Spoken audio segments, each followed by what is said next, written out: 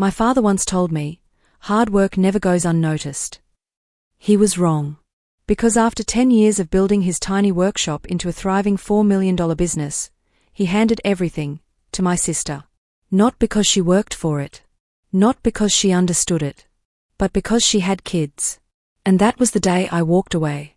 My name is Meris, and this is the story of how loyalty can blind you, and how betrayal can open your eyes.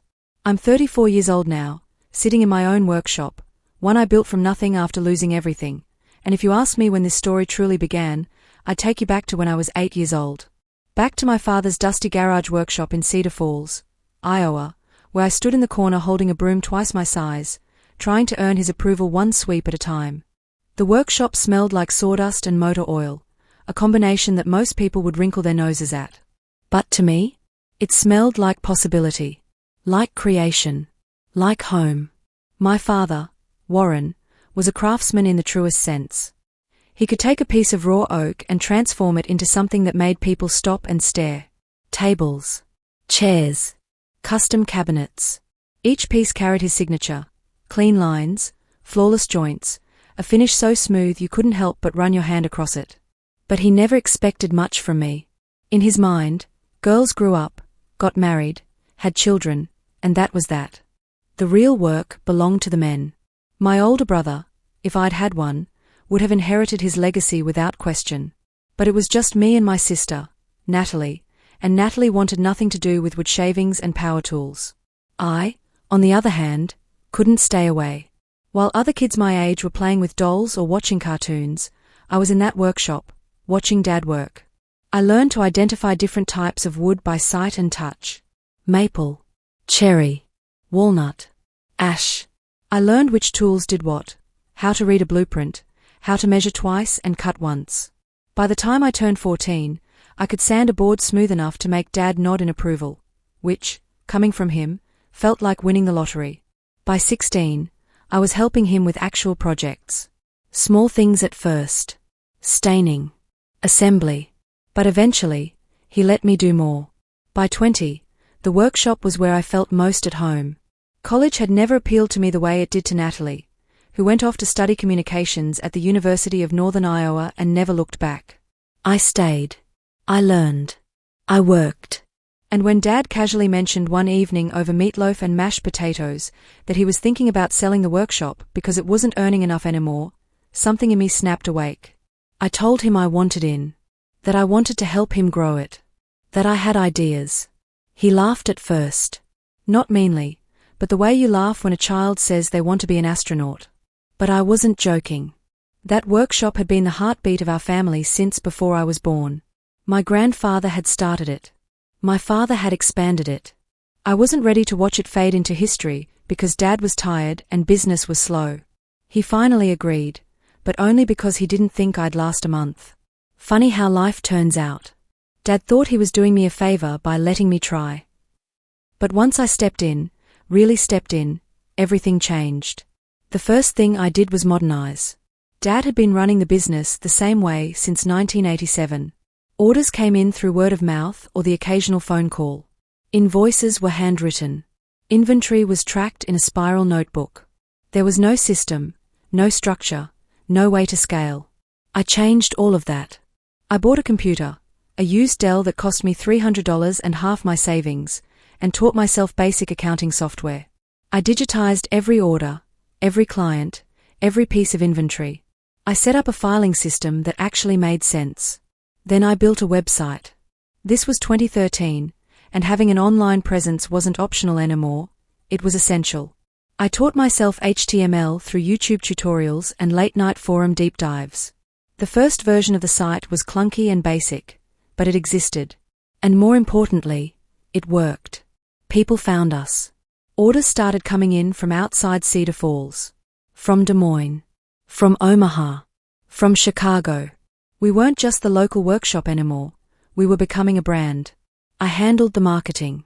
I set up an Instagram account and posted photos of our work. Before and after shots. Close-ups of the wood grain. Videos of Dad working, his hands moving with precision and care. People loved it. They loved the authenticity, the craftsmanship, the story behind each piece. Within 3 years, we went from making $78,000 a year to nearly $1 million. I hired 2 additional craftsmen, guys Dad knew from the trade, and we expanded the workspace. I negotiated contracts with suppliers to get better rates on materials. I created a line of custom pieces, modern designs with a rustic twist, that started selling faster than we could build them. By year 5, we had a 6-month waiting list.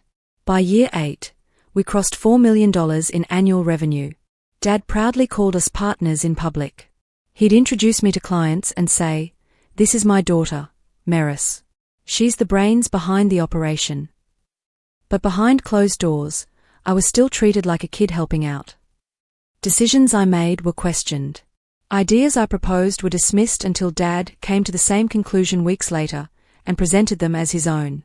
When clients praised the business's growth, he'd smile and say, "We've been doing this for decades," as if the transformation had been gradual and natural, not the result of my sleepless nights and relentless effort. I told myself it didn't matter, that the work itself was the reward, that seeing something I'd built thrive was enough. I ignored the sting of being overlooked, because the work made me proud. My sister Natalie had never cared about the workshop. She moved to Minneapolis at 19, married a guy named Connor who worked in pharmaceutical sales, and had 2 kids by the time she was 25. Whenever she visited, which was maybe twice a year, usually around Thanksgiving and Christmas, she'd walk through the workshop, wrinkle her nose at the sawdust, and say something like, "I don't know how you stand it here." She always made it clear, she wasn't built for manual labor. She preferred her life in the suburbs, with her SUV and her book club and her weekends at soccer games. Her visits were quick, almost transactional. Hugs for Dad, small talk with me, complaints about Connor or the kids or how expensive everything was. Then back to Minneapolis. But when she saw the business booming, when she saw clients waiting 5 months for custom orders, when she saw our work featured in Midwest Living magazine, when she heard Dad casually mention revenue numbers at a family dinner, she suddenly became very available. It started subtly. She began dropping by more often. Not just for holidays, but random weekends. She'd bring trays of food, lasagna, pot roast, apple pie, and say she was just checking in on Dad. She'd ask questions about the business. How many employees did we have now? What was our biggest order? How are we handling logistics? At first, I thought she was just being polite, making conversation. But then she started lingering, sitting in the office, chatting with clients when they came to pick up orders, smiling more than usual.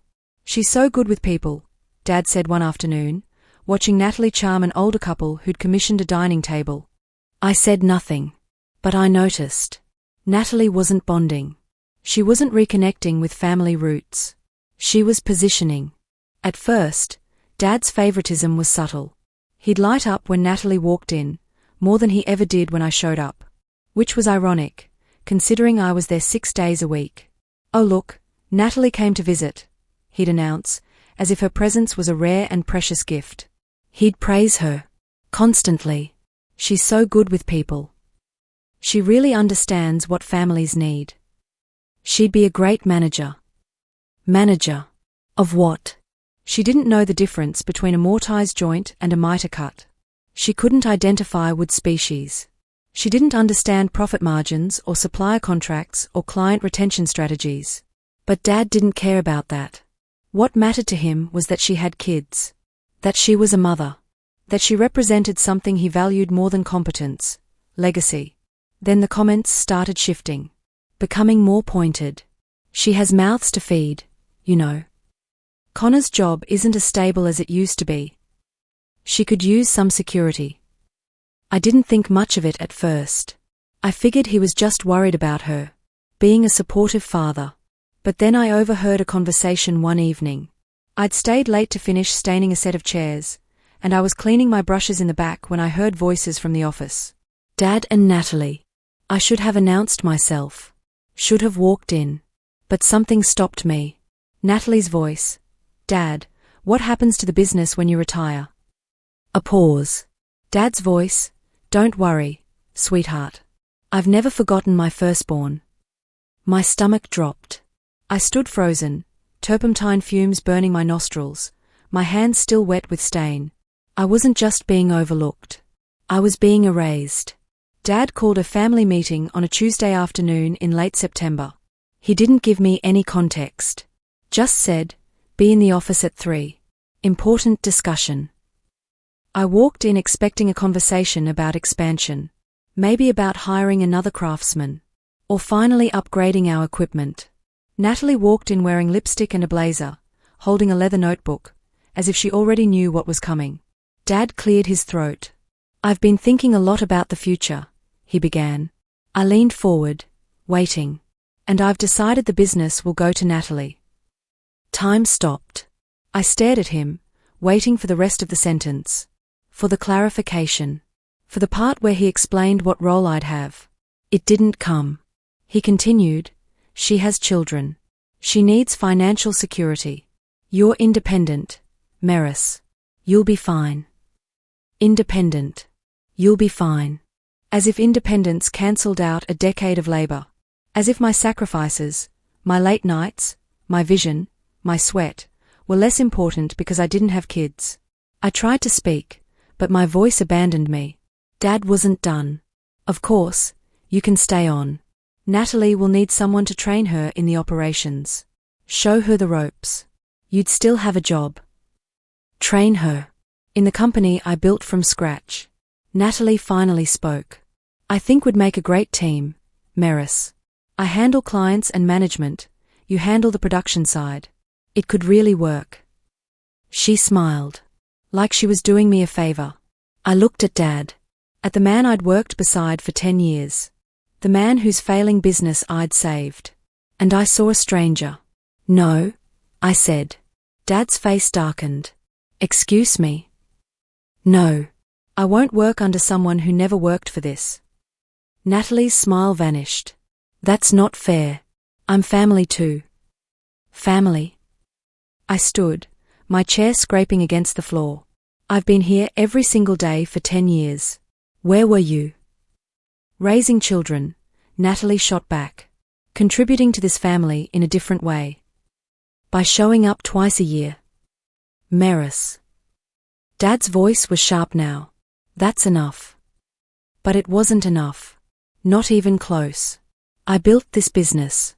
I turned 78,000 into 4 million. I created the systems, the marketing, the client base. I did that. Not you. Not her. Dad stood now too. "And you did it under my roof. With my name. With my legacy." "Your legacy was dying. I saved it." "And I'm grateful," he said, his tone softening just slightly. "But Natalie needs this more than you do." There it was. The truth, laid bare. Need trumped merit. Biology trumped effort. I removed my workshop apron, the same one I'd worn for a decade, and set it on the desk. "Then she can have it. All of it." I walked out. The door closing behind me was the loudest sound in the room. For 2 days, I didn't answer my phone. I sat in my apartment, a modest one-bedroom above a bakery in downtown Cedar Falls, and stared at the ceiling, trying to process what had just happened. Betrayal is a strange thing. It doesn't hit you all at once. It seeps in slowly, like water through a crack, until suddenly everything is flooded and you're drowning in it. On the 3rd day, I made a decision. I sent a message to my top clients. Not all of them, just the ones I'd worked with closely. The ones who knew me by name, who'd called me directly with questions, who'd trusted my recommendations. The message was simple. I'm no longer with Warren's Woodworks. If you'd like to continue working with me on future projects, please let me know. No pressure either way. I didn't badmouth Dad. Didn't explain what happened. Didn't ask for anything. I simply told the truth. Within 2 hours, my phone started buzzing. First, a text from Patricia Greaves, a retired teacher who'd commissioned 3 pieces from us over the years. "Where you go, I go." Then an email from the Caldwell family. "Your craftsmanship is why we stayed. Let us know when you're ready." Then a call from Julian Montgomery, a restaurateur in Des Moines. "I've got 2 more locations opening next year. I want you on both projects." By the end of the day, I had messages from 42 clients. 42 people who chose me over the business. My phone rang. Dad's name flashed on the screen. I answered. "What the hell did you do?" he shouted. "I moved on," I said calmly. "You stole my clients." "I didn't steal anything. I told them I was leaving, and they made their own choice." "You're sabotaging this business."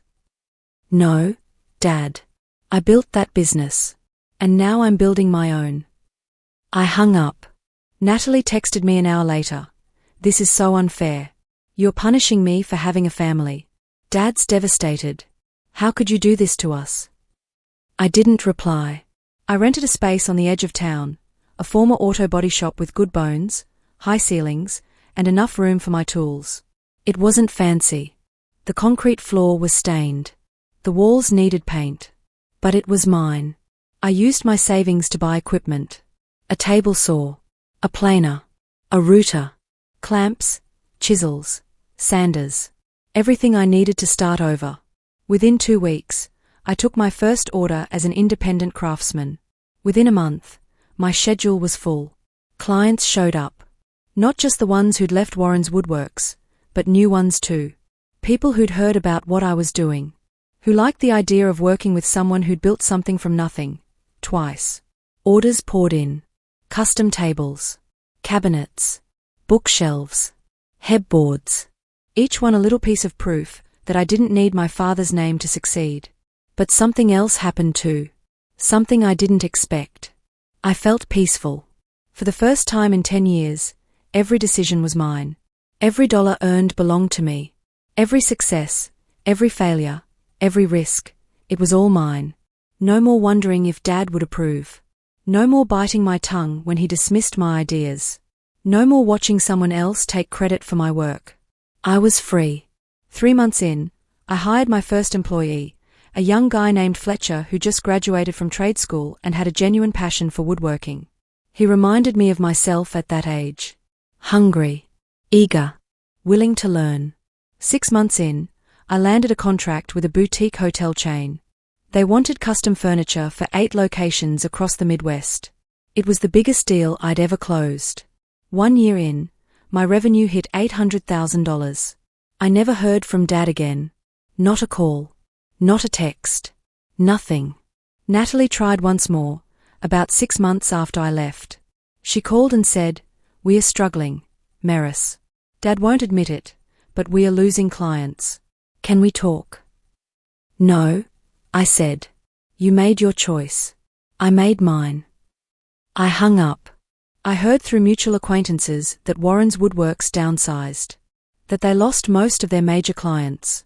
That Natalie tried to run things, but had no idea what she was doing. That Dad, stubborn as ever, refused to admit he'd made a mistake. I felt nothing when I heard that. Not satisfaction. Not pity. Just nothing. They were no longer my problem. People always say betrayal breaks you. But sometimes, betrayal frees you. My father gave away a company I built from scratch. He thought he was securing his daughter's future. Maybe he even thought he was being fair, in some twisted patriarchal logic where motherhood mattered more than merit. But all he did was remind me of what I've always been, capable, relentless, whole, with or without his approval. I'm 34 years old. I run my own business. I answer to no one. And I've never been prouder of anything in my life. This is my story. And it's far from over.